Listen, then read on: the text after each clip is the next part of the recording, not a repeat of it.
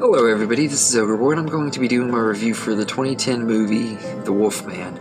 So this movie is directed by Joe Johnston, and in this movie, Lawrence Tabbitt is going to London to visit his estranged father, John Tabbitt, and try to make amends with him. They've had a rocky relationship, and he gets bit by a werewolf, and every time the moon is full and everything, he turns into this savage, flesh-hungry beast known as the Wolfman.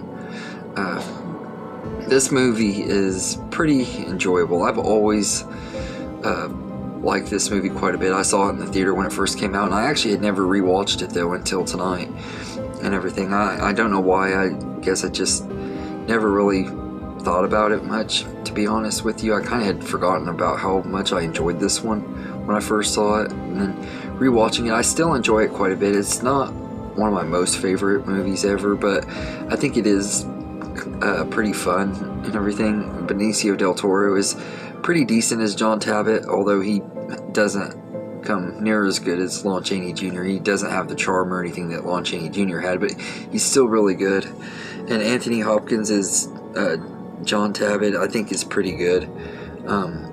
He plays the character really well and everything. I just wish we could have had more screen time with him, because he's a really great actor and everything. I just wish we could have seen more of him in this movie.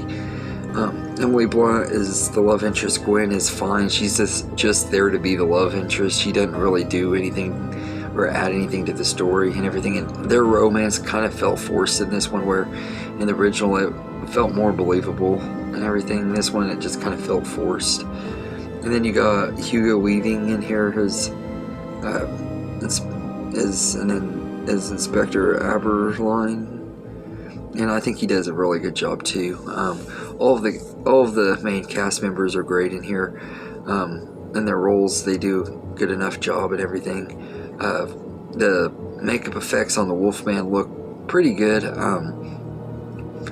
They make him look more creepy, and they give him more fangs and stuff, and I think he's a little bit more hairy and everything, and he moves more like an animal. They use CGI and stuff to have him running on all fours and stuff, and it doesn't look very good with the CGI. The CGI in this hasn't aged very well, which luckily there's not near as much CGI as I remembered though, so it doesn't fully ruin the movie for me. There's a lot more practical effects than I remembered. And everything, the werewolves look a lot better than I remembered in this movie, because there's actually 2 Wolfmen in this movie. But I think that they're fine. And I think Joe Johnston did a really good job directing this movie. It feels like his style and everything, it just works. And he's always been one of those directors I've always loved, especially because of Jumanji and Honey, I Shrunk the Kids. I love those movies, but I love October Sky and The Rocketeer. I don't know if I've seen. I don't think I have. I've been wanting to see that one. And of course I loved his work on Captain America the Winter Soldier. I mean the First Avenger. But but yeah, The Wolfman it's pretty good, and Danny Elfman does the score for it, and it fits this movie perfectly. I love Danny Elfman's score for it. It has a creepiness to it and eeriness, but it also it just fits the tone of the movie. The costumes and stuff look really great too. I love that about the movie. It has some really great costumes and sets and stuff that has a lot of great practical sets and everything. So the atmosphere of the movie is really well done, and I love the way that the Victorian London setting and stuff, it just makes the movie all that better. It kind of reminded me of something Tim Burton would have done in a way. This kind of reminded me of a Tim Burton movie, in ways. And I think part of that comes with Danny Elfman's score too. The Victorian setting and Danny Elfman doing the score, it just kind of reminds me of something Tim Burton would have done. But Joe Johnston did a really great job with this movie, and I think it was a pretty fun movie. It's not one of my most favorites or anything. It's not something I want to watch all the time or anything, and usually if I'm going to watch The Wolfman, I'm going to go to the original. But this one's an okay for looks like a fun. It's just a fun time. It's pretty good.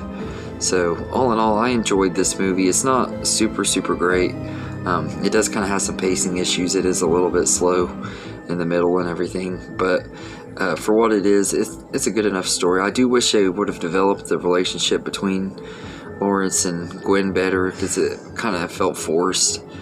But aside from that, and like I said, the CGI was kind of bad, but not real bad, because it didn't have a whole lot of CGI in it. So all in all, this movie was way better than I remembered it to be. I actually enjoyed it even more than I remembered, because I did enjoy it when I saw it in the theaters and everything, but it's just not something that I like rewatching very often. Like I said, if I'm going to watch The Wolfman, I'll watch the original, but this one is an okay movie and everything, and it's kind of underrated. I don't think it really performed very well at the box office. It kind of just came and went, but I thought for what it is, it's pretty good and everything. So I'd give it a 7 out of 10.